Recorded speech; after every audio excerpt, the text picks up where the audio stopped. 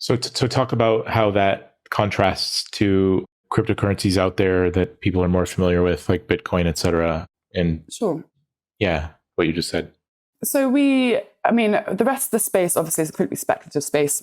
We at the Nano Foundation do feel that kind of the crypto space has slightly lost its way in a sense, in that crypto was developed initially for economic freedom. We are now in a situation where the crypto space is known for scams, is known for greed, speculation, is manipulative, and is not really looking anymore to helping those most vulnerable in the world. I think it has probably created a slightly more elitist way of actually being able to access kind of digital currency markets. So Nano, we are so different in quite a few ways. So we never had an ICO, so an initial coin offering, where we believe ICOs only benefit those with capital. And that really is the antithesis of, as I said, why cryptocurrency was designed.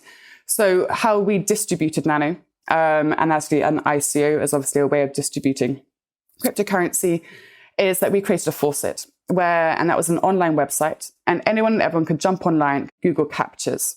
And these are the 12 boxes where it's the I'm not a robot test. You've got to pick out the 3 bridges or the 3 bicycles. Yeah. And so people were rewarded in Nano for their time. And basically this method benefited those people that had the most time, and the time was valued the least on a global scale.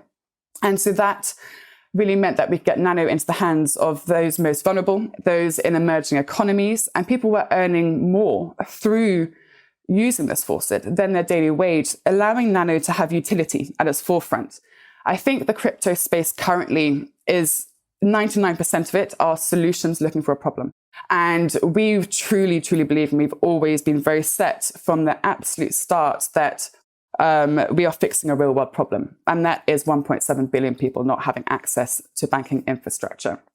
On top of that, we really believe that Nano is a currency and not an asset. So we believe in Nano being, we're trying to get Nano to be spent, sent, and accepted in real time versus the buying, holding, and selling kind of based on market valuation.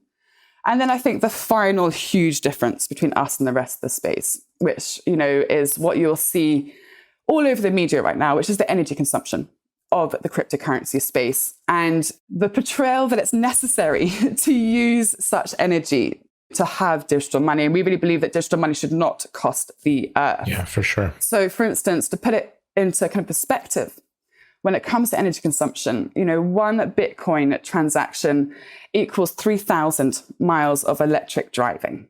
Really? That is an unsustainable technology that we are heralding at the moment. If Bitcoin was not a personal investment, I do think that people would be picketing outside their offices, as we are Shell and BP. Yet because it's a personal investment, people are not taking off these rose-tinted spectacles and actually looking at the crisis that we're currently in. Yesterday in the UK here, we sat in the highest temperature ever recorded. And this is not a dystopian future of the climate change and this climate crisis. This is now, it's happening now. And what we need to look at really is fundamentally kind of progressing with technology. And that's really where we're looking at with Nano, is that next phase.